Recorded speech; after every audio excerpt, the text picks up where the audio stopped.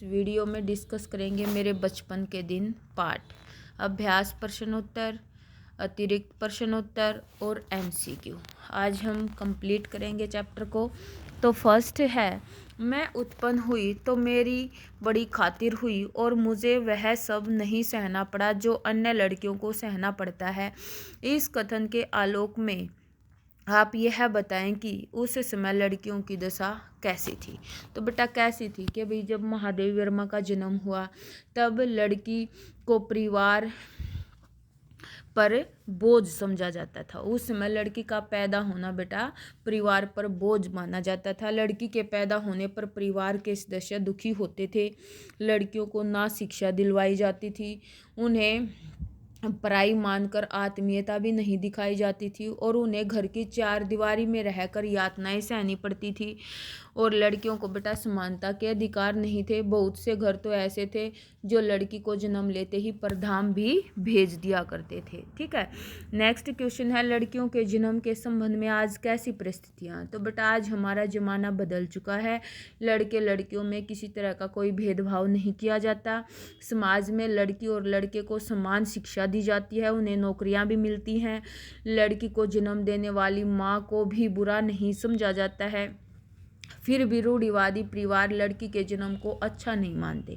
यानी कि बेटा जो परिवार रूढ़िवादी परंपराओं से जुड़े हुए हैं तो वो आज भी लड़की के जन्म को अच्छा नहीं मानते, कन्या भ्रूण हत्या भी करवाते हैं। ठीक है, तो ये एक चिंता का भी विषय है। जहाँ हमारा जो शिक्षा है बेटा, जहाँ एजुकेशन कम है तो वहाँ इस तरह की जो समस्याएं हैं रूढ़िवादी परंपराओं की वो आज भी लड़कियों को झेलनी पड़ती हैं। नेक्स्ट कहता है, लेखिका उर्दू फारसी क्यों नहीं सीख पाई थी। क्यों नहीं सीख पाई थी कि अभी जो लेखिका के पिता थे वो तो बेटा उर्दू फारसी जानते थे, वे अपनी पोती को वही सिखाना चाहते थे। लेकिन जो लेखिका की माँ थी वो बेटा हिंदी और संस्कृत भाषा जानती थी और लेखिका को भी हिंदी संस्कृत भाषा ही पसंद थी, उसको उर्दू फारसी में कोई रुचि भी नहीं थी। जब मौलवी घर में उनको पढ़ाने के लिए आते थे तो वह चारपाई के नीचे जा कर के छुप जाती थी, तो इसीलिए वो उर्दू फारसी नहीं सीख पाई। लेखिका ने अपनी माँ की कौन कौन सी विशेषताएं बताई हैं। तो बेटा जो उनकी माँ थी वो हिंदी और संस्कृत भाषा जानती थी, पढ़ी लिखी महिला थी, पूजा पाठ में विश्वास करती थी, संस्कृत जानती थी, पंचतंत्र की कहानियाँ वो लेखिका को सुनाती थी, गीता पढ़ने में उनकी विशेष रुचि थी, प्रभाती गाती थी, मीरा के पद गुनगुनाती थी। ठीक है, प्रभाती के रूप में जागिए कृपा निधान पंछी बन बोले का वो गुणगान करती थी। नेक्स्ट कहता है, जवारा के नवाब के साथ पारिवारिक संबंधों को लेखिका ने आज के संदर्भ में सौपन जैसा क्यों कहा है। लेखिका के परिवार और जवारा के नवाब के परिवार के संबंध बड़े ही मधुर थे, क्योंकि बेटा उनके जो संबंध थे वो आत्मा से जुड़े हुए थे। फिर कहता है, लेखिका नवाब साहिबा को ताई साहिबा कहती थी और नवाब साहिबा के बच्चे लेखिका की माँ को चच्ची जान कहते थे। रक्षाबंधन के दिन बेगम साहिबा अपने बेटे को तब तक भूखा रखती थी तब तक वह लेखिका से राखी न बंधवा लेता था। उस समय के वातावरण में दोनों के परिवारों में गहरा संबंध था, लेकिन आज हमारे समाज में बेटा सांप्रदायिक तनाव बनता जा रहा है। जो रिश्ते हैं वो स्वार्थ के ऊपर टिके हुए हैं। समाज का जो वातावरण है बेटा वो बिल्कुल ही बदल गया है। तो इसीलिए लेखिका ने जवारा के साथ अपने पारिवारिक संबंधों को आज के संदर्भ में एक सौपन जैसा कहा है। नेक्स्ट कहता है बेटा, इसके आते हैं अब अतिरिक्त प्रश्न। फर्स्ट क्वेश्चन है, महादेवी के परिवार में लड़कियों के साथ कैसा व्यवहार होता था।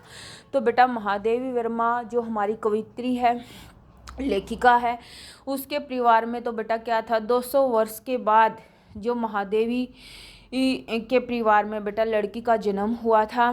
ठीक है, लेकिन कई पीढ़ियों के बाद उनका उस परिवार में जन्म हुआ था। कुल देवी दुर्गा की आराधना के बाद यानी कि काफ़ी मन्नत मांगने के बाद लेखिका का वहाँ पर जन्म हुआ था। लेखिका का पालन पोषण बड़े ही लाड प्यार से हुआ था। माता पिता ने खूब पढ़ाया लिखाया और किसी प्रकार का कोई भी कष्ट लेखिका को नहीं उठाना पड़ा।